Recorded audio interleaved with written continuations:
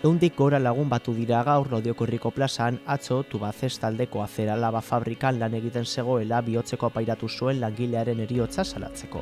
Sindikatuak arratsaldeko lehen orduan bildu dira enpresako zuzendaritzarekin, baina honek ez du heriotzaren erantzunkizuna bere gain hartu nahi izan.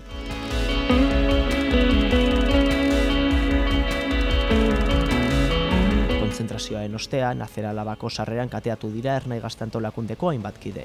Ertzaintza bertaratu da eta hainbat herritar identifikatu ditu. Datozen egunetan mobilizazio gehiago egongo dira eskualdean.